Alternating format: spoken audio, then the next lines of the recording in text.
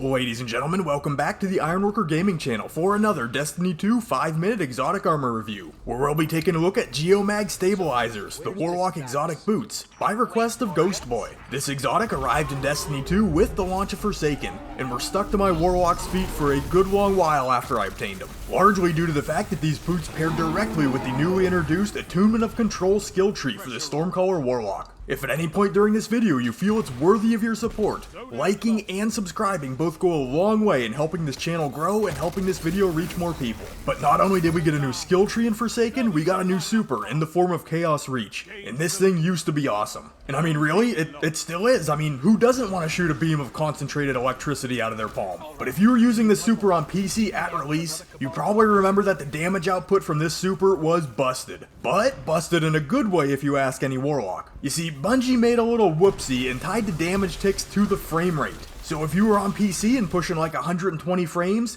you could actually output 4 times the intended damage. But over time, and with some sandbox changes, Geomags and Chaos Reach have kinda fallen by the wayside. Should this pairing be getting a little more credit though? And are they stronger than people think? Those are some of the questions we're gonna attempt to answer in this review. So let's get into it.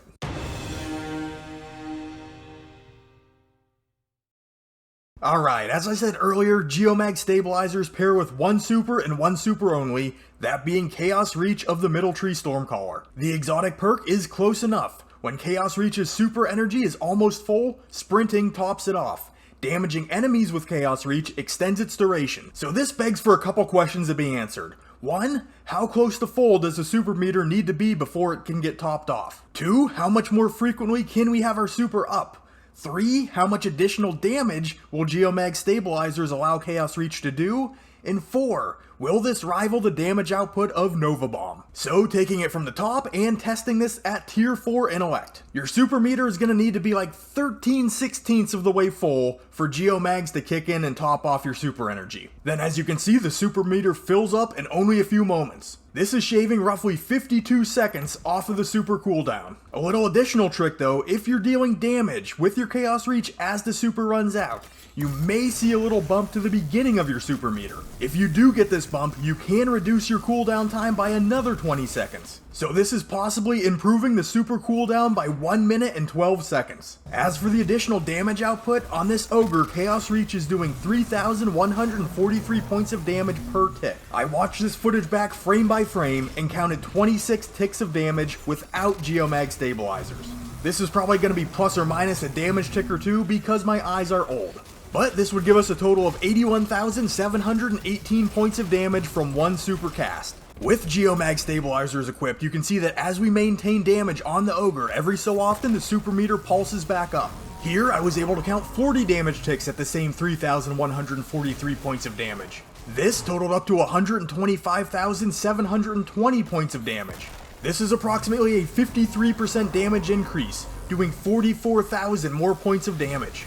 But how does this stack up against the big damage dealer, our top tree Nova Bomb? Unfortunately, it kinda doesn't. Between the 141,735 points of damage from the initial impact, and the 28,423 points of damage from each of the 4 Void Seeker orbs, Nova Bomb outputs just over 250,000 points of damage. But even though Geomag Stabilizers and Chaos Reach fall short on raw damage output, they still may have a place in your loadout.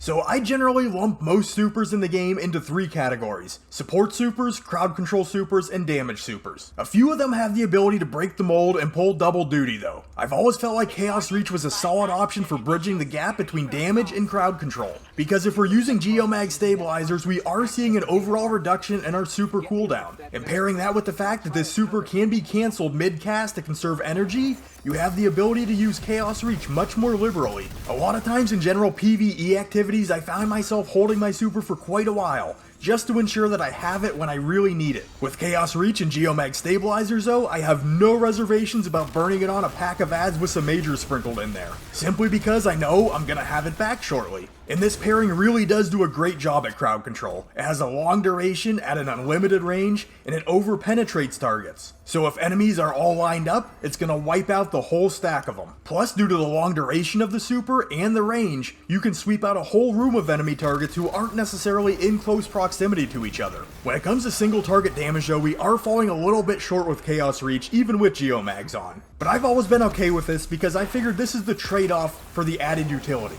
Plus the damage output is much better than trying to tickle a boss to death with your Storm Trance. In PvP, while the improved super cooldown is nice, the super itself is a little bit situational and does have some issues. It can be great if you get the drop on a group of enemy guardians from a distance, or for melting down a single target real quick and then canceling to maintain some super energy. But the super is not an insta-kill. You will need to score a couple damage ticks on a target to drop them. So you are going to need to track your targets during the cast. While doing this, you're leaving yourself exposed and stationary for an extended duration. And while I'm sure some people have mastered using Chaos Reach in the Crucible, I really think there are better options in this.